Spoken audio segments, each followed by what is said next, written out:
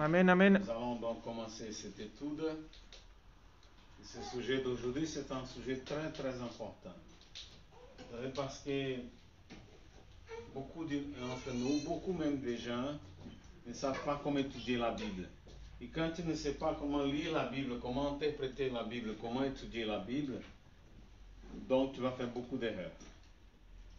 Et ce sujet d'aujourd'hui, il va nous donner des éléments pour qu'on puisse vraiment savoir bien interpréter la Bible, qu'on puisse la connaître bien, qu'on puisse ne pas faire des erreurs comme on voit par là. Et dans le livre de Matthieu, chapitre 4, au verset 4, c'est écrit, Matthieu 4, 4. Et là, c'est Jésus qui parle. Il est écrit, l'homme ne vivra pas de pain seulement, mais de toute parole qui sort de la bouche de Dieu. Donc ça, c'est déjà un verset qui va nous... Jésus, là, il est en train de dire que nous avons besoin de la parole de Dieu qui est la Bible. Il dit que ce n'est pas tout simplement des pains que l'homme vivra, mais de toute parole qui sort de la bouche de Dieu. Et là, on sait que la nourriture de notre esprit, c'est la parole de Dieu. Par contre, si on ne sait pas lire bien la Bible, si on ne sait pas bien l'interpréter, on va commettre des erreurs et on va avoir une interprétation complètement différente de celle qu'elle veut donner. Ce qu'on va apprendre ce soir, c'est exactement des bases, des principes pour qu'on ne se trompe pas, qu'on puisse vraiment connaître la Bible. Amen. Et faire la bonne lecture. Dans le livre de 2 de Timothée, au chapitre 2, verset 15, 2 de Timothée 2, 15, c'est écrit, efforce-toi de présenter devant Dieu comme un homme éprouvé, un ouvrier qui n'a point à rougir, qui dispense droitement la parole de la vérité. Donc, ce verset dit qu'il faut dispenser droitement, correctement la parole de la vérité. Bon, si on n'apprend pas très bien, si on ne lit pas très bien la Bible, si on ne la comprend pas très bien, on ne peut pas la dispenser droitement. Voilà. Donc, c'est important cette étude d'aujourd'hui. Il va nous donner des bases, des fondements, de comment, évidemment, bien lire la Bible et bien l'interpréter. Amen, amen. Donc, on va tout d'abord apprendre quelques principes basiques. Principes qui sont fondamentaux pour qu'on puisse bien lire la Bible.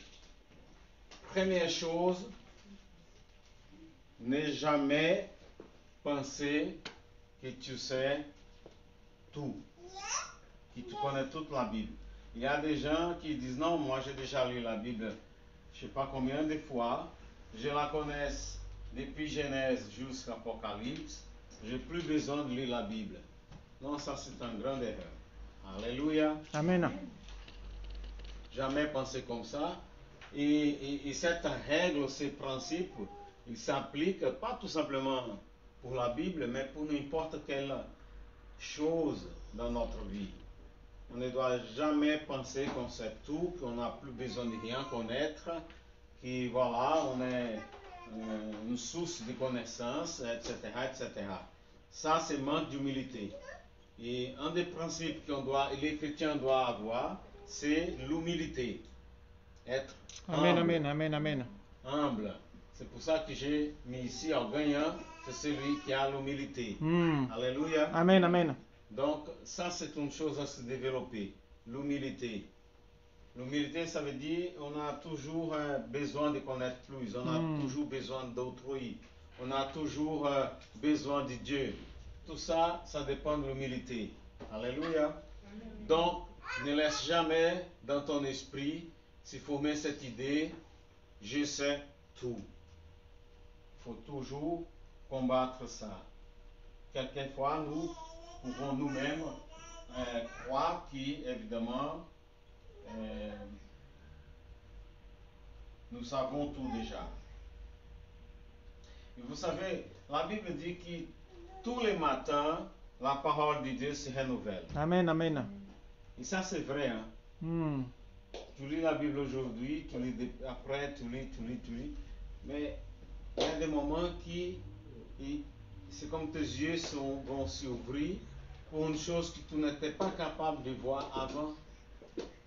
Et quelquefois, tu lis une chose et tu ne sais pas tellement bien l'essence de ce qui est écrit, mais un bon jour que tu es en train de lire, ça se réveille à toi, ça va se révéler à toi, ça va venir l'interprétation, ça va venir évidemment la connaissance de ces versets-là que tu n'étais pas capable auparavant. Alléluia. Amen, amen. Donc, même si on connaît toute la Bible, même si on a lu plusieurs fois, même si on connaît ces versets ou ce livre, il ne faut jamais penser, oui, je sais tout, j'ai plus besoin. Ça, c'est pas bon. Amen. L'autre chose, profiter des ressources matérielles disponibles. Il y a, surtout nous ici dans notre église, on a beaucoup de matériel. Amen. Beaucoup même. On a beaucoup de polycopiers. Par exemple, sur ce sujet-là, si vous voulez les polycopiers, on peut vous passer. Hein. Nous avons tout est prêt. Donc, on a beaucoup de matériel, beaucoup de choses pour étudier. Au-delà de la Bible, il y a des livres, des bons livres. On avait avant, dans notre église, on avait une petite bibliothèque, n'est-ce pas? Voilà. C'était bien pour que les frères et les sœurs puissent lire davantage la parole de Dieu. Donc ça, il faut aussi faire use. Principal, dépendre toujours du Saint-Esprit. Amen, amen. Donc ça, c'est 3 principes bibliques, hein, 3 principes basiques qu'on doit utiliser. Jamais penser qu'on sait tout. Utiliser au-delà de la Bible, mais lire des livres, lire des polycopiers, etc.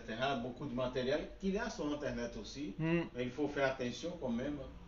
Ce n'est pas toutes les choses qui parlent de la Bible qui est bon. Et surtout dépendre de Saint-Esprit, de l'Esprit Saint. Amen, amen. Parce qu'il y avait un pasteur au Brésil qui disait la Bible c'est l'unique livre qui quand tu le lis, l'auteur est avec toi. Et à ton côté et en toi, le Saint-Esprit. Amen. Amen. Et ça c'est super parce que si nous avons des doutes, on peut demander à lui. Seigneur, explique-moi ce verset. Seigneur, explique-moi cette situation, etc., etc. Et lui, il va nous amener la révélation de ce que nous ne sommes pas capables de comprendre. Ça, c'est important. Alléluia. Amen, amen. Donc, gardez ces 3 principes pour d'abord commencer à lire la Bible, pour pouvoir la comprendre bien, pour pouvoir l'interpréter. Donc, ces 3 principes sont 3 principes basiques, fondamentaux. Les principes fondamentaux. Donc, ne pense jamais que tu sais tout. Non, plus besoin de rien. Ça, c'est une erreur. C'est un esprit qui ne vient pas de Dieu. Il faut, au-delà de la Bible, lire d'autres choses, des livres, des polycopiers. Nous avons beaucoup ici dans notre église. D'autres matériaux, mais en faisant attention. Et toujours dépendre du Saint-Esprit. Toujours parler à lui. Toujours lui demander la révélation. Alléluia. Amen. Parce que le Saint-Esprit connaît la parole, que c'était lui-même qui a inspiré les hommes. La Bible est un livre écrit par les hommes, mais inspiré de Dieu. Amen. C'était le Saint-Esprit qui a guidé ces hommes à écrire la Bible. Donc lui, il connaît tout. Si on dépend de lui, donc c'est déjà le bon chemin pour pouvoir bien comprendre la Bible. Alléluia. Amen. Amen, amen. Donc, garde ces 3 principes. Donc, quelles sont les attitudes qu'on doit avoir quand on va étudier la Bible, quand on va lire la Bible? On a des attitudes qu'on doit avoir. Quelles sont les? Première chose, reconnaissance. Amen. Il faut reconnaître que la Bible est la parole de Dieu. Ça, c'est important. Alléluia. Amen. Ça, c'est très important. Parce que vous savez, il y a des gens qui vont lire la Bible, mais ils lisent la Bible comme un livre n'importe quel autre. Pour nous, non. Si tu veux bien comprendre la Bible, il faut tout d'abord savoir et comprendre et accepter et avoir la reconnaissance que la Bible est la parole de Dieu. Ça, c'est fondamental. Amen. Amen, amen. Alléluia. Première chose, reconnaissance. Quelle reconnaissance? La Bible est la parole de Dieu. Et quand je lis la Bible, c'est Dieu qui me parle directement. Alléluia. Amen. Ça, c'est fondamental. Gloire à Dieu. Donc, la Bible n'est pas un livre qui parle de Dieu. Tout simplement. La Bible est la parole de Dieu. Tu peux avoir des livres qui vont parler de Dieu, mais la Bible, c'est pas ça. La Bible est la parole de Dieu. Amen, amen, amen. Et c'est cette parole qui nous nourrit notre esprit, comme on a vu dans les versets Matthieu 4:4. Pas tout simplement des pains qui vivent l'homme, mais de toute parole qui sort de la bouche de Dieu. Donc nous, on reconnaît que la Bible est la parole de Dieu. Donc c'est cette parole qui nourrit notre esprit et nous avons besoin d'elle. Alléluia. Amen, amen. Gloire à Dieu. L'autre chose, c'est la soumission. Il faut être humble, il faut être, comment je peux dire ça, enseignable. Il faut qu'on puisse avoir ce genre de soumission pour recevoir la parole. Ça veut dire qu'il faut qu'on se laisse enseigner par Dieu lui-même, par le Saint-Esprit, par sa parole. Alléluia. Dans le livre de Jacques, chapitre 4, au verset 7, Jacques 4, 7. Soumettez-vous donc à Dieu. Donc la Bible est la parole de Dieu. Il faut qu'on accepte cette parole telle qu'elle est, ça veut dire la parole de Dieu, et qu'on soit soumis à Dieu lui-même et à sa parole. Alléluia. Amen. Donc Jacques 4, 7, soumettez-vous donc à Dieu. Résistez au diable et il fuira loin de vous. Alléluia. Et l'unique façon de résister au diable, c'est avec la parole de Dieu. Amen. Amen. Quand on a la parole de Dieu, le diable ne peut pas nous tromper. Alléluia. Amen, amen. Gloire à Dieu. Donc, dans le livre de Jacques, au chapitre 1, verset 21. Jacques 1, 21. Donc là, on est en train de connaître quelles sont les attitudes que nous avons besoin pour bien mener une étude biblique, pour bien lire la Bible, pour bien la comprendre, pour bien l'interpréter. On a vu les 3 principes basiques. Au départ, n'a jamais pensé que tout c'est tout. C'est le premier principe biblique. Après, on a vu donc de dépendre du Saint-Esprit. Ça veut dire qu'il faut toujours parler au Saint-Esprit parce qu'il est avec toi en demandant par rapport à sa parole elle-même, parce qu'on croit que c'était le Saint-Esprit qui a inspiré les hommes pour écrire cette parole, la parole de Dieu. L'autre, c'est qu'il faut évidemment aussi, au-delà de la Bible, faire des lectures d'autres matériels, que ce soit des livres, soit des matériels qu'on va trouver sur Internet, ou des polycopiés. Et comme je vous ai dit, nous avons beaucoup de polycopiés ici dans notre église, qui sont disponibles pour qu'on puisse apprendre davantage la parole de Dieu. Amen. Amen, amen. Gloire à Dieu. Donc, j'étais en train de parler de Jacques, chapitre 1, verset 21. C'est pourquoi, rejetant toute souillure et tout excès de malice, recevez avec douceur la parole qui a été plantée en vous et qui peut sauver vos âmes. Amen. Cette parole, la parole de Dieu, peut nous sauver, sauver notre âme. Alléluia. Amen. Amen. Troisième attitude, c'est l'attente. Amen. Donc, il faut lire la parole et la recevoir avec foi. Amen. Sans foi, la parole, elle n'aura pas d'action pour toi. Quand on lit la parole, on la recevoir telle qu'elle est, ça veut dire la parole de Dieu, et on croit à cette parole. on la reçoit en tant qu'elle est, ça veut dire la parole de Dieu. On croit vraiment, on croit en la parole. Amen, amen. C'est la meilleure façon de faire parce que si on lit la parole mais on ne croit pas, elle n'a pas d'effet sur nous. Amen. Amen, amen. Donc ça c'est ton attitude aussi. L'autre attitude c'est le dévouement. Amen. Il faut avoir le dévouement. Le dévouement. Dévouement. Hmm. Immédiatement après avoir reçu la parole, il faut la pratiquer. Mettre en Jacques chapitre 1, verset 22. Jacques 1, 22. Mettez en pratique la parole et ne vous bornez pas à l'écouter en vous trompant vous-même par des faux raisonnements. Donc, quand on écoute la parole, on la lit, on est en train de méditer, il faut croire à cette parole. Parce que la Bible dit aussi dans le livre de Jacques, celui qui entend la parole, qui la lit, mais qui ne la pratique pas ou qui ne la croit pas, c'est comme les vagues de la mer qui viennent, mais après, elles reviennent. Elle dit aussi que c'est comme un homme qui se voit sur Le miroir. le miroir, et en sortant, immédiatement après, il oublie de son visage. Et je ne sais pas si tu as déjà s'arrêté pour voir ça, mais c'est vrai. Hein? On se voit au miroir, mais quand on tourne comme ça, on ne se rappelle plus de notre image nous-mêmes. Amen, amen. Donc celui qui lit la parole de Dieu mais ne la pratique pas, il ne croit pas, c'est exactement comme un homme qui fait ça. Donc, il faut avoir ce dévouement.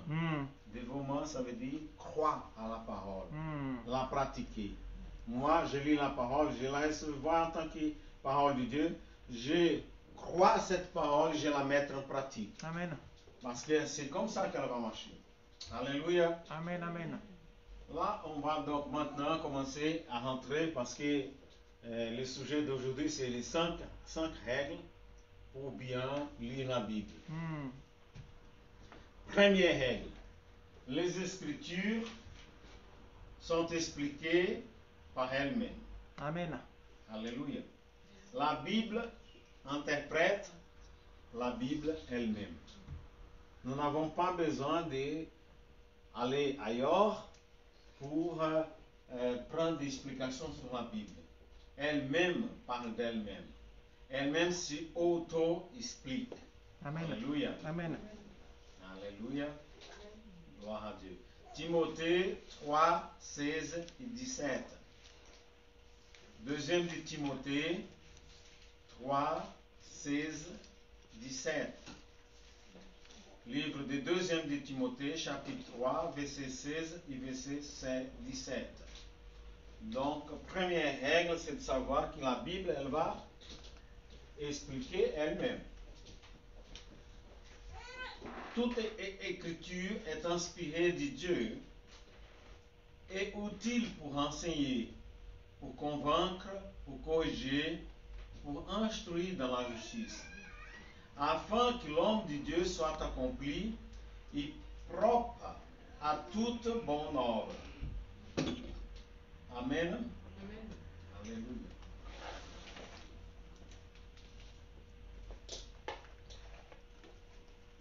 Alléluia. Donc la parole, elle a un but.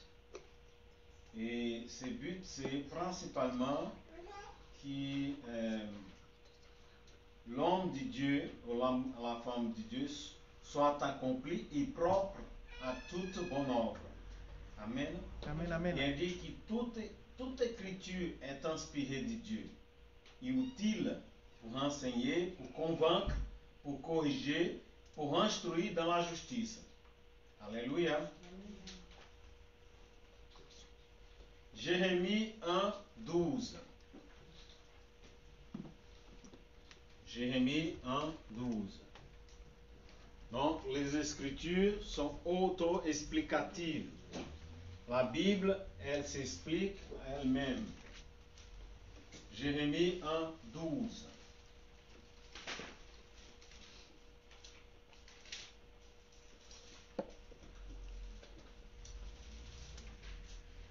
Et l'Éternel me dit, tu as bien vu, car je veille sur ma parole pour les écouter.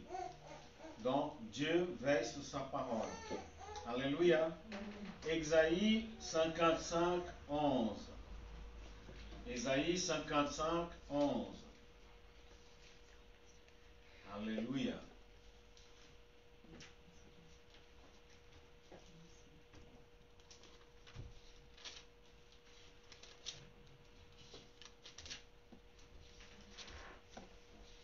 Isaïe 55, 11, c'est écrit, ainsi il est-il de ma parole qui sort de ma bouche.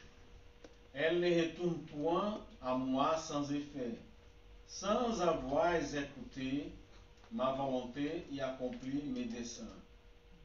Donc la parole de Dieu, ce n'est pas une parole comme n'importe quelle autre parole. La Bible est la parole de Dieu. Et cette parole a de la puissance. Amen. La Bible dit qu'elle ne revient pas à Dieu, elle ne revient pas à Dieu vide.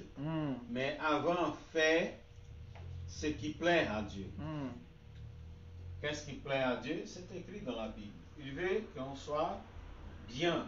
Il veut qu'on ait la vie en abondance. Il veut qu'on ait la santé. Il veut, enfin, la Bible dit que toutes les bonnes choses descendent du ciel du droit pour nous. Alléluia. Amen, C'est ça amen. la volonté de Dieu pour nous. Et évidemment, sa parole il nous a laissé pour que sa volonté soit exécutée dans notre vie. Maintenant qu'il y a un milieu pour que ça s'efface, c'est à travers sa parole. Donc il faut qu'on connaisse sa parole, qu'on puisse appliquer dans notre vie et après on va voir des effets, des transformations. Donc savoir que les Écritures, elles vont s'expliquer pour elles-mêmes. Nous n'avons pas besoin de chercher ailleurs. La Bible, elle s'explique à elle-même. Amen. Deuxième règle. La parole de Dieu est entièrement inspirée par Dieu. On a vu dans les versets là. Inspiré veut dire soufflé par Dieu. La Bible elle était inscrite parce que vous avez ça. Il y a des gens qui vont dire, mais la Bible était écrite par des hommes. C'est vrai. Mais ces hommes étaient inspirés par le Saint-Esprit. Eux-mêmes, en sa compétence elle-même, ils ne pouvaient pas écrire ce qui est écrit dans la Bible. Moi, je me rappelle d'une phrase qu'une sœur a utilisée, une sœur qui habite à Paris, et elle m'a dit ça et ça m'a marqué beaucoup, parce qu'elle a dit, l'homme lui-même n'allait pas écrire une parole telle qu'est la Bible. Elle dit parce que l'homme, il est orgueilleux.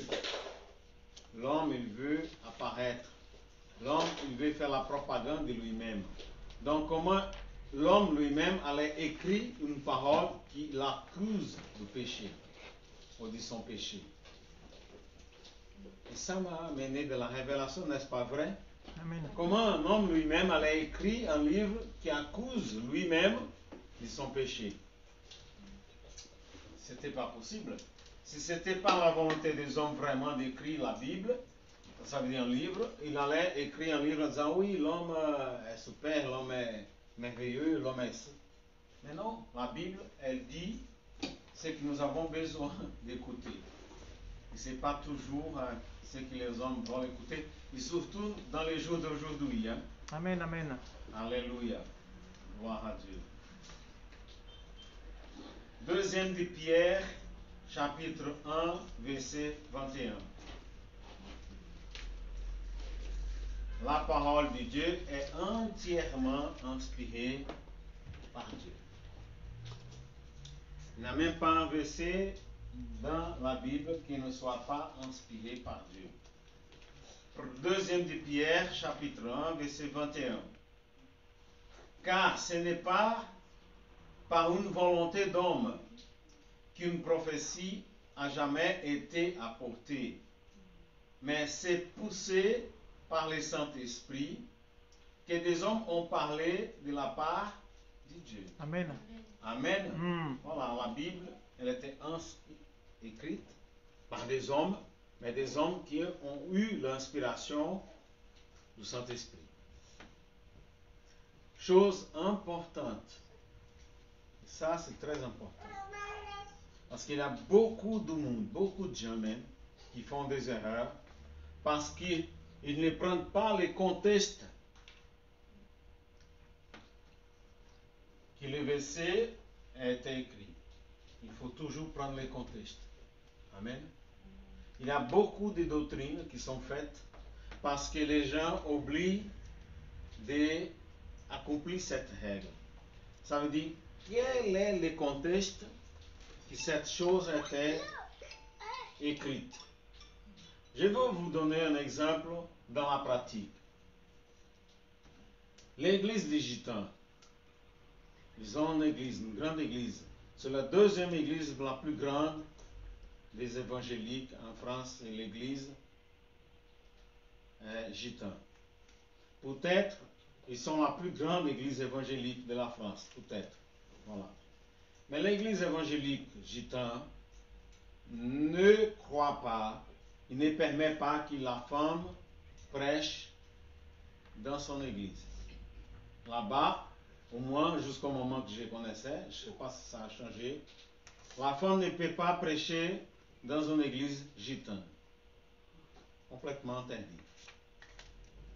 Et je me rappelle très très bien qu'une fois je suis allé, ils avaient un temple à la riche, ils allaient sortir de là-bas, ils allaient vendre ce temple, les bâtiments.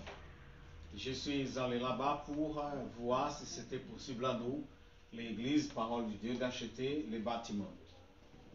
En arrivant là-bas, on a assisté, on a participé au culte, et après, on s'assoit pour parler au pasteur. Il y avait le pasteur, il y avait d'autres frères là-bas qui étaient, et nous sommes tous assis pour parler.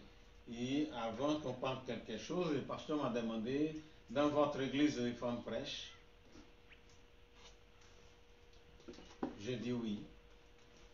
Il m'a dit, mais vous ne savez pas que ça c'est une erreur? J'ai dit, pasteur, je ne suis pas ici, je ne suis pas venu ici pour discuter sur doctrine. Je suis venu pour parler à vous par rapport au bâtiment. Mais par éducation, je vais vous répondre. Tant que vous me demandez. Je lui ai demandé, ce qui est dans votre église, les femmes parlent. Et il m'a regardé, il a dit, mais c'est quoi ça? Qu'est-ce que c'est cette question? Et les autres aussi ont dit, mais c'est quoi ça? Qu'est-ce que vous êtes en train de demander? J'ai dit, moi, je sais que je ne parle pas super bien français, hein, mais quand même, hein, là je pense que je me fais entendre. Hein. Je vous demande donc, si dans votre église, les femmes parlent. Je dis, vous n'avez même pas besoin de me répondre parce que j'ai vu avec mes yeux et j'ai entendu que dans votre église, les femmes parlent. Car on était pendant tous les cultes et on a vu beaucoup de femmes qui ont donné des témoignages ici. Donc, dans votre église, les femmes parlent. Et si vous voulez donc être comme les versets parlent, parce qu'il n'y a que deux versets que Paul a écrit. Il dit, dans cette église, j'interdis les femmes de parler. Jamais la Bible dit que les femmes ne peuvent pas prêcher. Paul a parlé, c'est ça le contexte. Voilà, c'est ça le contexte. Il faut interpréter le contexte. Dans quelle situation ça a été écrit? À qui ça a été écrit? Et pour qui? Ça c'est important. Parce que si on prend une phrase et on le fait sortir du contexte, on a comme ça un prétexte. Amen. On va inventer de nouvelles choses. On va créer des choses qui ne sont pas bibliques. Et je suis en train de vous donner un exemple là. Mais il y a quand même beaucoup. Hein. Par exemple, il y a des églises au Brésil, et je pense peut-être aussi en France, mais au Brésil, que les femmes ne peuvent pas se raser. C'est interdit. Complètement. Etc., etc. Bah, ça, c'était un verset qui était écrit dans l'Ancien Testament. Mais ils appliquent encore aujourd'hui. Ils font sortir du contexte de l'époque et mettre aujourd'hui. Donc c'est ça. Ne pas interpréter dans quel contexte ça a été écrit. Ça c'est important pour ne pas faire des erreurs et pour ne pas créer de nouvelles doctrines. Vous savez, ici en France, j'ai entendu, je ne connais pas cette église, hein, j'ai jamais vu, j'ai entendu parler, je lis sur cette église. Il y a un verset qui dit où il y a eu de péché, superabonde la grâce. Il y a ce verset qui est écrit. Regardez bien les versets. Où il y a les péchés, surabonde la grâce. Donc, vous savez qu'est-ce qu'ils font là-bas? Beaucoup de péchés. Ils se pêchent beaucoup. Les femmes là-bas ne savent même pas de qui elles sont enceintes. Parce que, vous savez, les femmes et les hommes, n'importe qui, voilà. C'est comme ça. Parce qu'ils disent où il y a beaucoup de péchés, il y a beaucoup de grâce. Donc, pour qu'il y ait beaucoup de grâce, il faut avoir beaucoup de péchés. Donc, c'est enlever les versets de contexte où ils se trouvent. Amen. Amen, amen. Il ne faut jamais faire ça. Il faut savoir dans quel contexte. Pourquoi ça a été dit là, dans ces moments. Ça, c'est important. Jamais enlever les versets de contexte. Parce que si tu fais ça, tu vas créer une nouvelle doctrine. Et c'est une fausse doctrine qui n'a pas de base dans la Bible. Il y a beaucoup de choses comme ça. Beaucoup, qu'on voit dans beaucoup des endroits différents. Jamais. Donc, il faut toujours savoir dans quel contexte cette chose s'est passée pour ne pas commettre des erreurs. Voilà. Je vais le mettre ici, mais ça va être réglé. L'autre chose, comprendre qui parle et à qui cela est dit. Amen. Super important aussi. Alléluia. Amen. Parce que, vous savez, la Bible, elle est écrite. Nous sommes dans à peu près 7 dispensations différentes. Dispensations sont des temps différents. Vous savez, par exemple, les 5 premiers livres de la Bible. Ces 5 premiers livres de la Bible sont les mêmes livres pour les Juifs. Et j'ai entendu parler aussi, moi je n'ai jamais lu, mais j'ai entendu parler que ces 5 premiers livres de notre Bible sont aussi dans les Corans. Quelqu'un m'a dit, moi je ne sais pas, jamais vraiment je suis allé pour voir. Mais les Juifs, oui. La Torah des Juifs, c'est les 5 premiers livres de notre Bible. Pourquoi? Parce que les Juifs ne croient pas à Jésus comme le Fils de Dieu. Les Juifs ne croient pas que Jésus est venu. Ils disent oui, Jésus, c'est lui Jésus qu'on parle, c'est un prophète qui est passé sur la terre. Ils ne disent pas que Jésus est passé sur terre, mais ils disent que Jésus est le Fils de Dieu. Aussi bien les musulmans. Les musulmans ne disent pas que Jésus est le Fils de Dieu. Amen. Amen, amen. Nous, on croit que Jésus est le Fils de Dieu qui était promis dans les 5 livres et après dans les autres livres de la Bible. Et il est venu. Il va revenir encore. Il est mort, mais il est ressuscité. Pour nous, on croit ça. Alléluia. Donc, les livres des Juifs, la Bible des Juifs, c'est les 5 premiers livres de notre Bible. Alléluia. Amen, amen. Donc, pour nous qui on croit que Jésus est venu, qui est mort mais ressuscité, on vit dans une nouvelle dispensation. C'est la dispensation ou le temps de la grâce. Regardez bien ça. Ça, c'est important. Parce que là, c'est une chose importante. Qui parle et à qui est destinée cette parole. Alléluia. Amen, amen. Alléluia. Qui parle et à qui est destinée. Donc, quand on prend là dans l'Ancien Testament, il y a beaucoup de versets qui vont dire il faut tuer. Vous avez déjà vu ça, non? Mais il faut qu'on tue. Il y a beaucoup de lois dans le livre de Deutéronome, par exemple. Beaucoup de choses qui disent il faut tuer, par exemple. Tout. Mais est-ce qu'il faut appliquer ça au jour d'aujourd'hui? Non.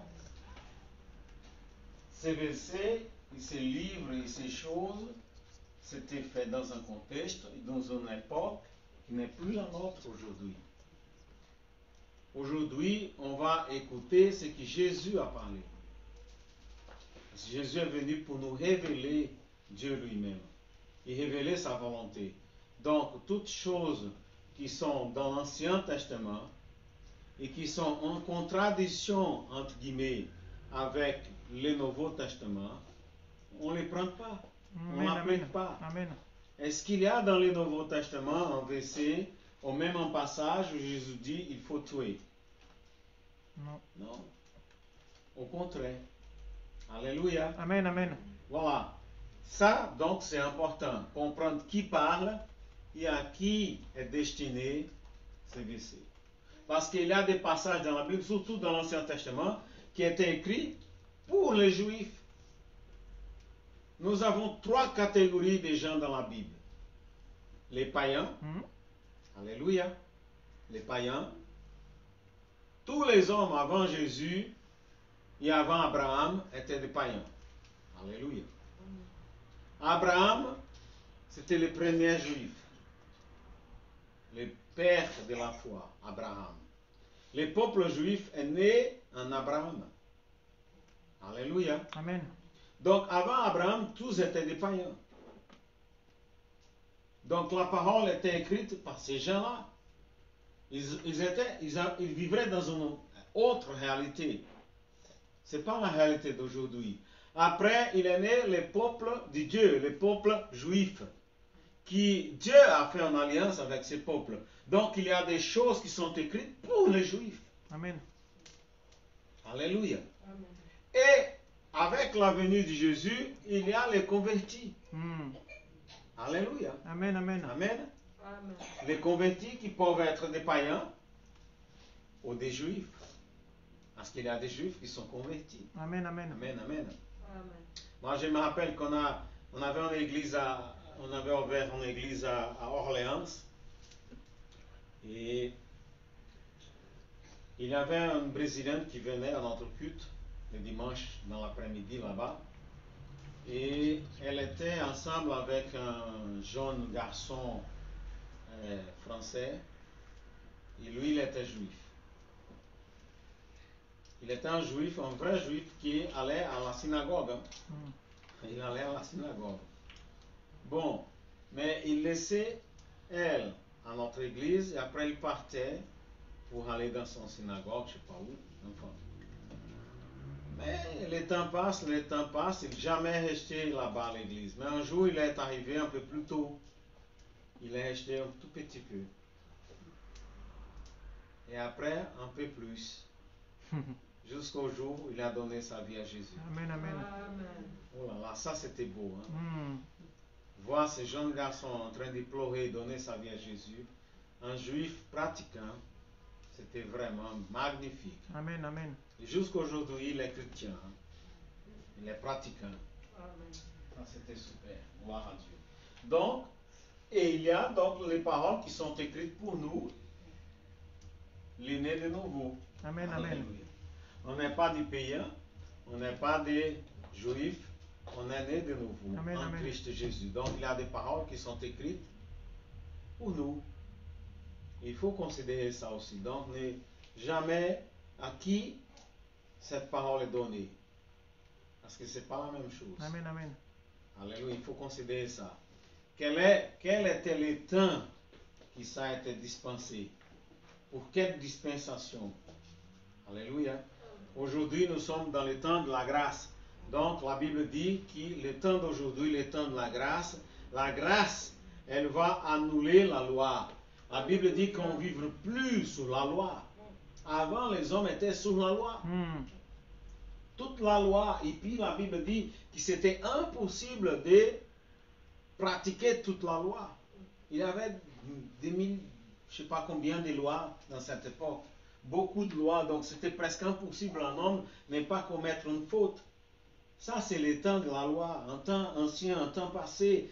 Après la venue de Jésus, maintenant nous vivrons dans le temps de la grâce. Et la grâce annule la loi. Amen, amen. En Jésus-Christ, Jésus-Christ accomplit toute la loi. Amen. Nous n'avons plus besoin. Alléluia. Maintenant, il faut surtout et après marcher en Christ Jésus. Ça, c'est aussi important. Pour ne pas faire des erreurs et pour après avoir des pratiques qui étaient faites.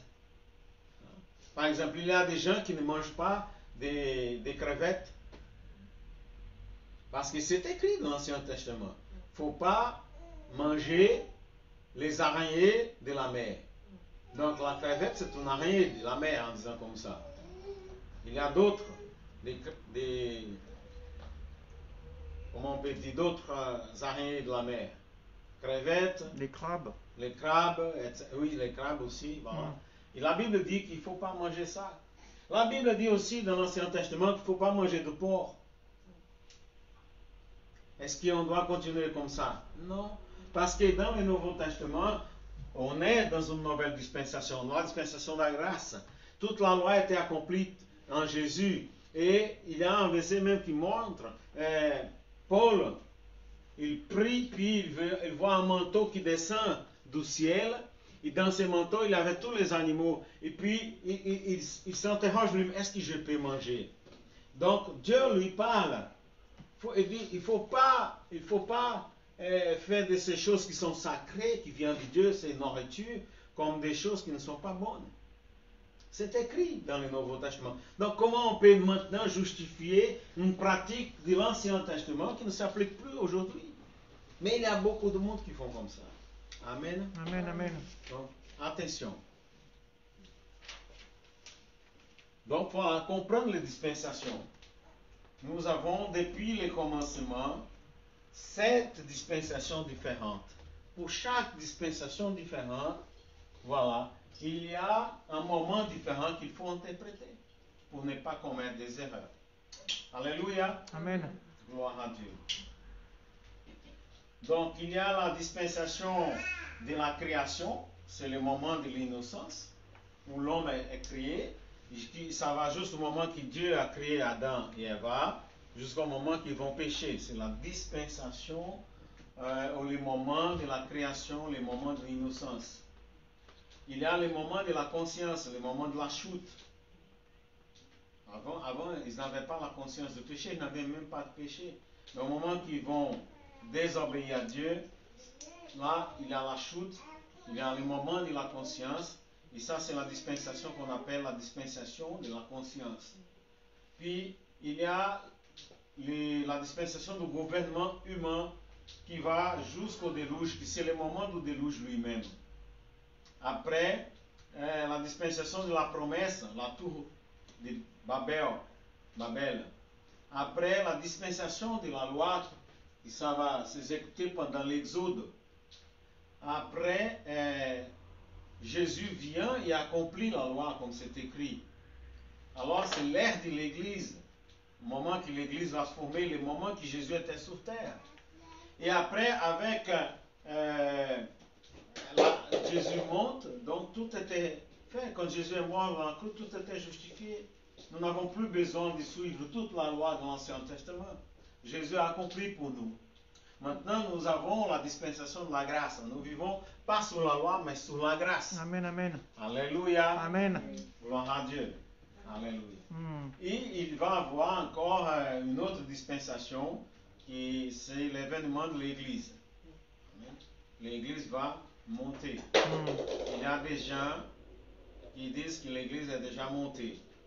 Mais non, ne crois pas ça. Amen, amen. Alléluia. Elle n'est pas encore montée, juste parce que avant, quand l'Église va monter, nous tous on va voir. Tout le monde va voir au moment que l'Église va monter. Alléluia. On va voir Jésus sous le ciel, Amen. sous les nuages. L'Église qui va monter. Ça, c'est écrit dans la Bible. Dit que d'abord, les morts en Christ Jésus. Après, c'est eux qui sont morts et qui ont la foi en lui. Amen. Amen, amen. Alléluia. Donc, on a 3 groupes de personnes dans la Bible. Les Juifs, les païens et nous, les nouveaux convertis ou l'Église de Christ Jésus. Amen. Amen. Amen. Donc, du temps d'Adam jusqu'au temps d'Abraham, tous les gens étaient des païens. Alléluia. Et comme montre Genèse 2, 1 à 3, Abraham était le premier hébreu ou juif. Alléluia.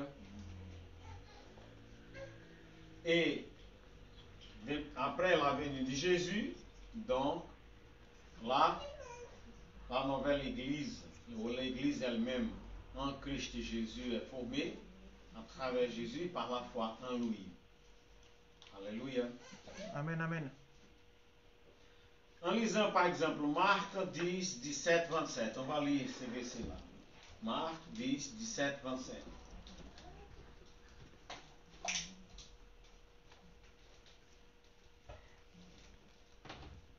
Marc 10, 17 à 27.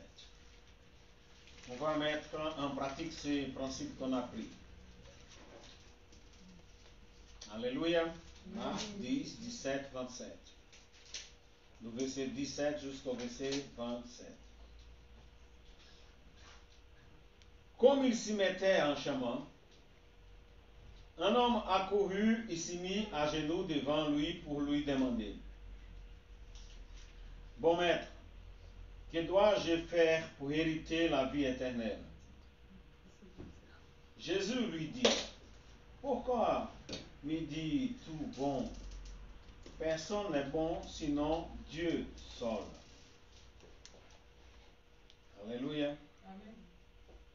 Quelqu'un peut, par exemple, prendre ce verset-là et dire que Jésus n'était pas bon. Hein? Ah oui? Parce que non, c'était lui-même qui a dit non, bon, c'est mon papa, moi non. Mais c'est pas ça que Jésus est en train de dire. Amen. Amen. Alléluia. Dis-moi, tu connais les commandements. Ne commets pas de meurtre. Alléluia. Amen. Ne commets pas d'adultère. Ne commets pas de vol. Ne fais pas de faux témoignages. Ne fais de tort à personne. Honore ton père et ta mère.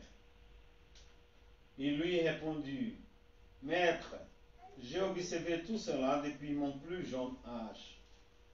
Jésus le regarda, il l'aima, il lui dit: Il te manque une seule chose. Va, vends tout ce que tu as, donne-le aux pauvres, et tu auras un trésor dans les ciels. Puis viens et suis-moi. Mais lui s'assombrit à cette parole, il s'en alla tout triste, car il avait beaucoup de biens. Jésus, regardant autour de lui, dit à ses disciples qu'il est difficile à ceux qui ont des biens d'entrer dans le royaume de Dieu. Les disciples étaient effrayés par ces paroles, mais Jésus reprit: Mes enfants, qu'il est difficile d'entrer dans le royaume de Dieu. Il est plus facile à un chameau de passer par les trous d'une aiguille qu'à un riche d'entrer dans le royaume de Dieu.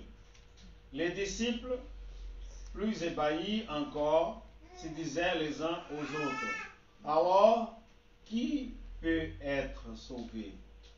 Jésus les regarda et dit: C'est impossible pour les hommes, mais non pas pour Dieu, car tout est possible pour Dieu. Amen, amen, amen. Regarde bien, parce qu'il y a des gens qui vont prendre ces versets-là, ils vont dire, il y a des doctrines qui ont été faites comme ça. Hein. L'église de Christ Jésus, elle est déjà passée par des moments où, quand tu étais riche, si tu étais dans le péché, il faudrait donner tes biens à l'église. Il y a encore des gens qui font comme ça aujourd'hui, en utilisant ces gens de passage. Et là, en plus, la Bible dit que c'est plus difficile à un homme riche d'aller au ciel qu'à un chameau de passer sur les fonds d'une aiguille. Vous savez qu'est-ce que ça veut dire? Parce que c'est impossible. Comment un chameau peut passer dans un fond d'une aiguille? Amen. Ça, c'est impossible. Hmm. Mais vous savez, fond d'une aiguille, c'était la partie d'une cité, parce que les cités de cette époque, elle était complètement entourée par des murs. Et il y avait donc des entrées, c'était des entrées pour les animaux. Et qu'ils ne rentrent pas tous d'une seule fois, elle était bien serrée. Et c'est ça que s'appelait fond d'une aiguille. Cette entrée qui servait aux animaux pour entrer dans la ville qui était complètement cerclée par des murs. Amen. Amen, amen. Alléluia. Amen. Parce que sinon, tu vas prendre ça et tu vas dire oui, c'est impossible. Parce que comment un chameau peut rentrer dans le fond d'une aiguille? Jamais. Ça, c'est pas possible. Donc, tu peux prendre comme ça sans étudier les moments, les contextes que ça a été dit, qu'est-ce que ça vraiment signifie, et après ça, tu vas réaliser une doctrine. La doctrine, c'est qui empêchait d'être riche. Oh, c'est pas ça. La Bible, il y a beaucoup de versets qui vont nous montrer que Dieu veut qu'on soit riche. En tout cas, Dieu nous dit que nous sommes riches. Amen, amen. Alléluia. Amen. Il y a beaucoup de versets dans la Bible. Beaucoup qui montrent. Donc, une chose importante, c'est qu'on puisse comprendre le message total, global de la Bible. Et que quoi que soit le verset qui sort de ce message total, donc, c'est pas bon de croire. Amen. Amen, amen. Il faut voir le tout pour ne pas prendre un verset isolé et faire ça en doctrine. Le commandement de Jésus, c'est aimer ton prochain comme toi. Même. Même. Toute chose que tu lis dans la Bible, toute chose que tu vois, que tu vas entendre sur la Bible, que quelqu'un dit, pense à ces versets-là. Aimer ton prochain comme toi-même. C'est ce qui est en train d'être dit, ou ce que tu es en train de lire dans la Bible, mais qui n'obéit pas à ces commandements, ce n'est pas de Dieu. Aucune chose dans la Bible est contre ces commandements. Amen, amen. Aimer ton prochain comme toi-même. L'autre chose, vous savez, aujourd'hui, il y a beaucoup de gens qui ont beaucoup de concepts différents de l'amour. Ah, j'aime. Et vous savez, Dieu a dit d'aimer. C'est vrai. Dieu dit d'aimer. Il faut aimer le prochain. Ah oui, alléluia. Amen, amen. Mais bon, il y a des gens qui disent, bon, j'ai tellement aimé telle personne que je l'ai tué. C'est pas amour ça. Amen. Donc on va prendre 1 Corinthiens chapitre 13 et après on va pas lire. Là en 1 Corinthiens on va dire qu'est-ce que c'est l'amour. L'amour pardonne. L'amour n'est pas la vengeance. Amen, amen, Amen, amen, amen. Et vous avez déjà entendu des thèmes, ça c'est une guerre sainte. Ça c'est une guerre qui est faite au nom de Dieu. Ça c'est pas de Dieu. Amen, amen, amen. Vient de Dieu. Amen. Aucune bataille vient de Dieu. Dieu ne fait pas ça. Ah non, mais dans l'Ancien Testament, regardez bien l'Ancien Testament, c'est un temps différent. C'est plus le même temps d'aujourd'hui. Amen, amen. Jésus est venu. Jésus fait toute la différence. On doit écouter Jésus-Christ. Amen, amen. Aimer ton prochain comme toi-même. Si tu aimes ton prochain comme toi-même, tu vas faire la guerre contre lui? Non. Alléluia. Amen, amen. Voilà comme ça, les choses commencent à devenir faciles de comprendre. Parce qu'il y a beaucoup de monde qui dit qu'il faut faire la guerre. Et combien de nous on fait la guerre? Même dans notre maison, n'est-ce pas? Alléluia. Amen. Eita, alléluia. Donc, il faut faire attention. C'est verset-là que Jésus a parlé comme ça à ces jeunes garçons. Vous savez pourquoi? Parce que Jésus savait qu'il n'était pas capable de tout laisser pour lui. Amen. Amen, amen. C'est juste ça. Mais Jésus jamais était contre à quelqu'un avoir l'argent. Jésus lui-même avait l'argent. Amen. Est-ce que tu es d'accord ou pas? Amen. Ici, nous avons tous, moi, toi, on a quelque argent. N'est-ce pas? On a de l'argent. N'est-ce pas? Alléluia. Amen, amen. Donc, moi, j'ai une certaine quantité d'argent, toi, tu as une certaine quantité d'argent, Pasteur Jonathan. Enfin, nous avons tous une certaine quantité d'argent. Est-ce qu'il y a quelqu'un ici qui est un trésorier? Non. Jésus avait un trésorier. Je demande, quelqu'un a un trésorier sans avoir de l'argent? Comment il y a des gens aujourd'hui qui disent non, Jésus était pauvre. Ils prennent un verset qui s'est écrit dans la Bible, mais il faut prendre le contexte. Amen. Qui dit que Jésus n'avait même pas où habiter, je sais pas quoi. C'est écrit vraiment. Hmm. Et après ça dit, il était pauvre, il était misérable, il était... Non, il s'y fait à la croix, tout ça, vraiment. Amen, amen. Là oui, à la croix, il s'y fait le plus misérable pour qu'on ne soit pas. Il s'y fait pauvre pour qu'on ne soit pas. Amen, amen. Mais jamais Jésus était pauvre. Amen. Alléluia. Amen. Est-ce que c'est vrai ou pas? Amen. Amen.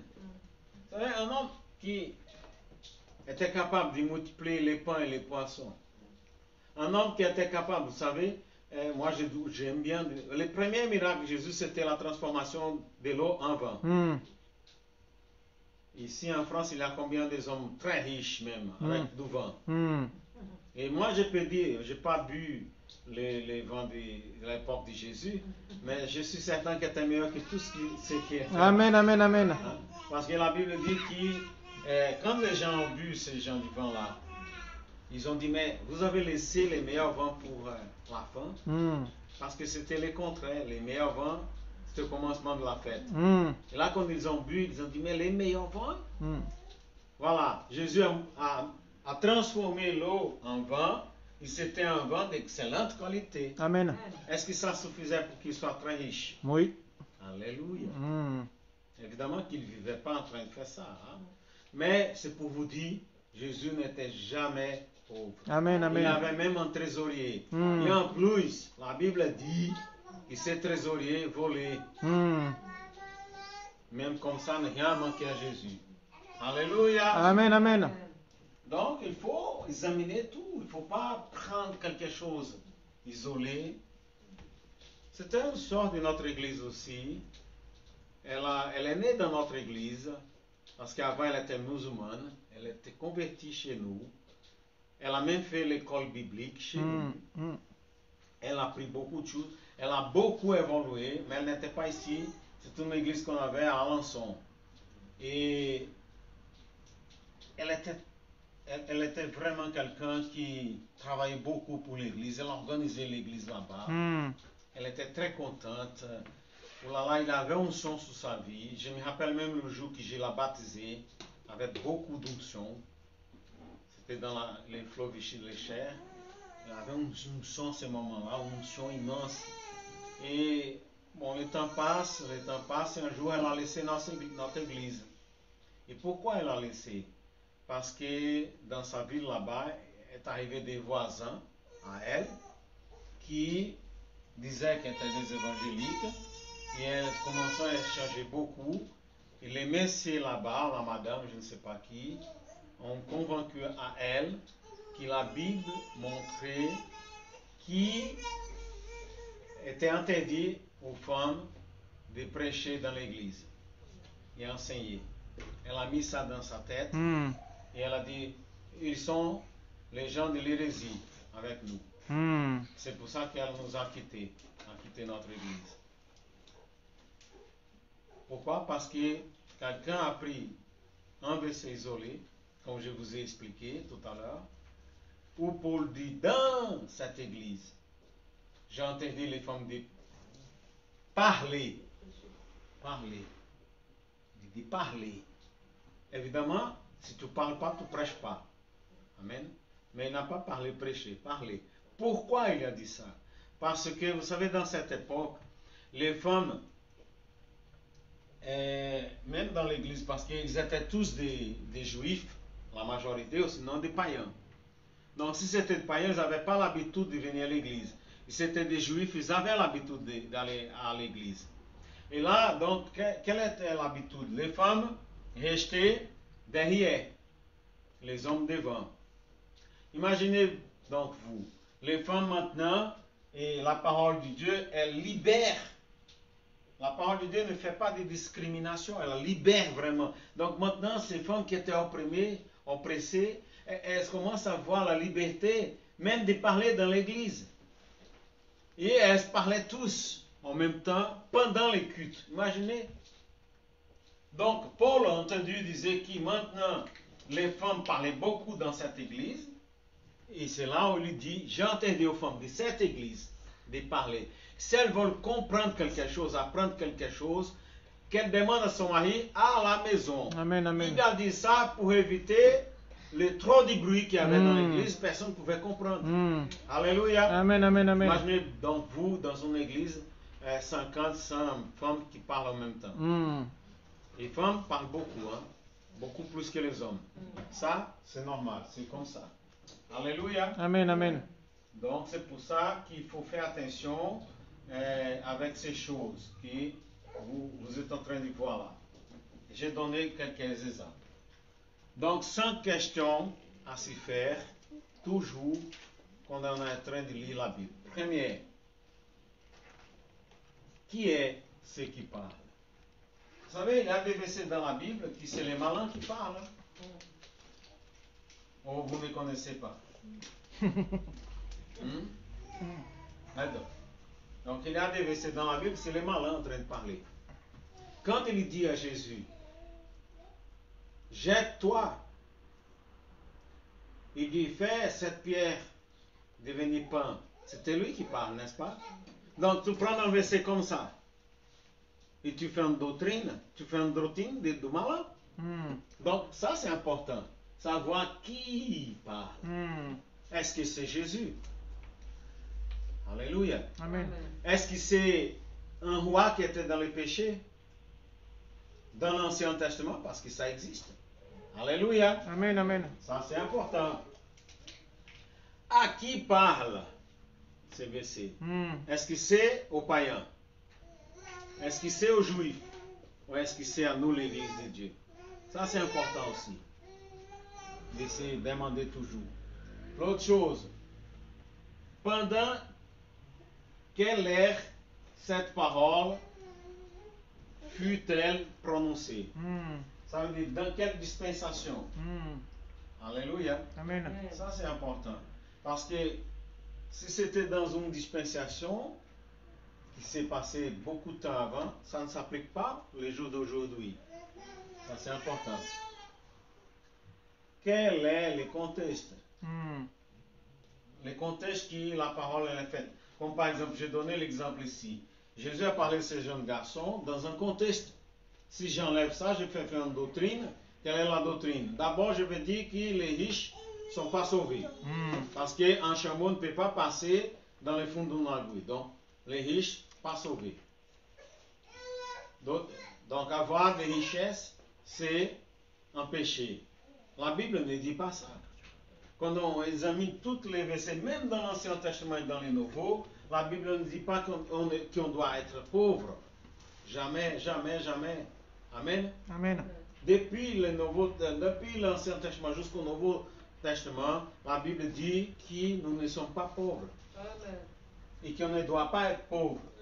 Par contre, c'est écrit dans la Bible que l'amour à l'argent, c'est la racine de toutes les mauvaises choses. Donc, on ne doit pas aimer l'argent. Amen, amen. Ça, c'est différent.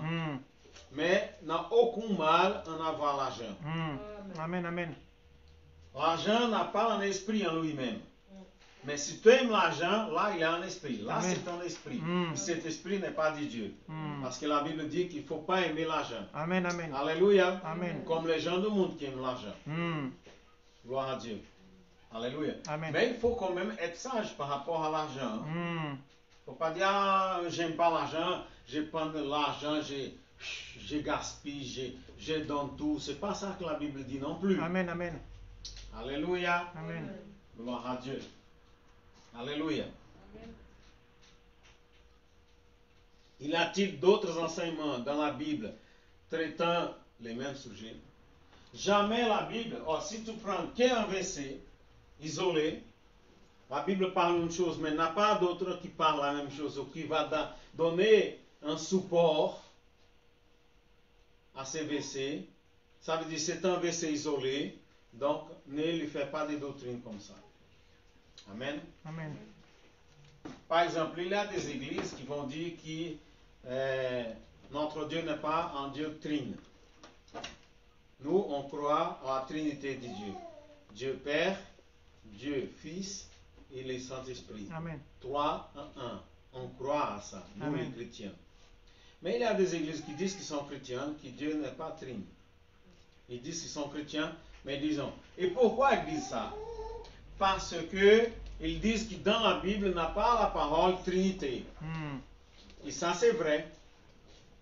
Il n'a pas, c'est pas écrit dans la Bible, ni dans l'Ancien Testament, ni dans le Nouveau Testament, la parole Trinité, telle comme on dit, pour décrire notre Dieu.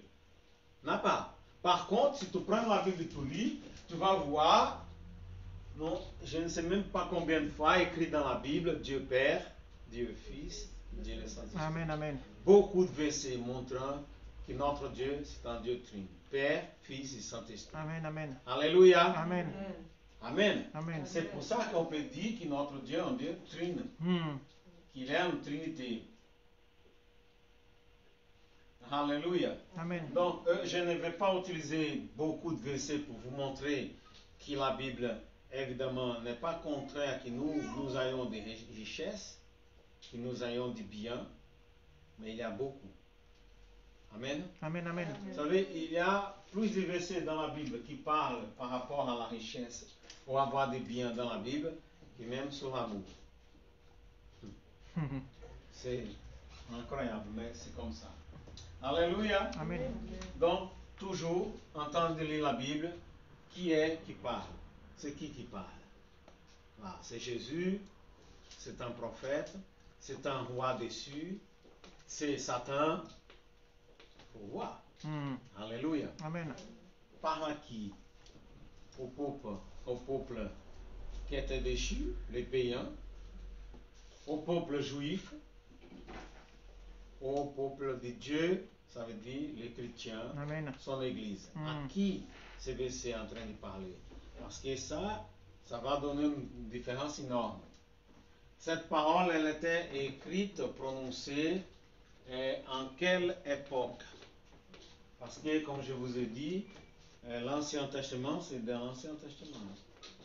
Alléluia. Amen. Il y a des choses dans l'Ancien Testament qu'on n'applique plus aujourd'hui. Beaucoup même. Alléluia. Amen. Gloire à Dieu. Évidemment, on appelle ça au Brésil la façon de s'habiller, la façon de, évidemment, ne pas couper les cheveux. Une fois, je suis arrivé dans une église, tous les gens de l'église étaient avec les crânes rasés, même les femmes. Je dis, ouais, est-ce que c'est ça? Et c'est une énorme église, tous rasés, tous, femmes et hommes. Vous savez, il y a un passage dans la Bible où l'apôtre Paul rase son cheveu. Ils ont pris ça, ils ont fait une doctrine. Tous étaient rasés. Ah, Paul a fait. C'était un compromis qu'il a fait devant Dieu, un vœu qu'il a fait devant Dieu. Mais il ne dit pas qu'on doit faire. Amen. Amen. Amen. Il y a d'autres églises qui, les gitans sont comme ça. Les femmes ne peuvent pas rentrer à l'église sans avoir les voiles. C'est les voiles qu'on appelle. Il faut rentrer voilé. Il ne peut pas rentrer sans les voiles. Ça, c'est dans l'Ancien Testament aussi. Alléluia. Gloire à Dieu. Donc, il faut toujours faire attention. Toujours. Autre chose qu'on a vu, demande toujours au Saint-Esprit. Amen. Amen. Si tu as des doutes, si tu ne comprends pas, demande au Saint-Esprit. L'autre chose aussi, nous les pasteurs, nous sommes là pour ça aussi. Amen. Amen. Nous pouvons vous aider. Et si on a la connaissance, on va vous dire, on va vous guider. Une des choses d'un pasteur, de son travail, c'est celui-là, guider les gens. Alléluia. Ici, dans notre église, nous avons une doctrine. On croit, on a une autre doctrine. On n'est pas perdu. On ne sait pas où est-ce qu'on va. Et on a toujours gardé notre doctrine. On n'a jamais sorti de notre doctrine. Même si on a souffert beaucoup de pression, beaucoup de persécutions, beaucoup de choses, on n'a jamais lâché ce qu'on croit. Amen, On amen. est ferme avec ce qu'on croit. Et on ne va pas lâcher. Parce qu'on sait que ça marche. Par contre, nous ne nous sommes pas non plus des gens fermés en nous-mêmes, en croyant que nous sommes ceux qui connaissent tout, qui savent tout, etc., etc.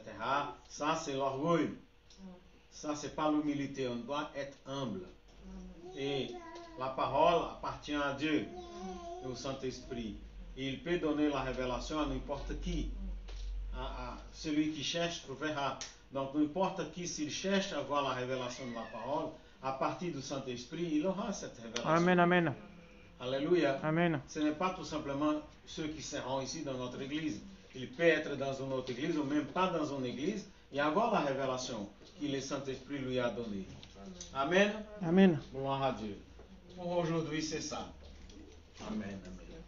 Si vous avez des doutes, des questions, des commentaires, vous pouvez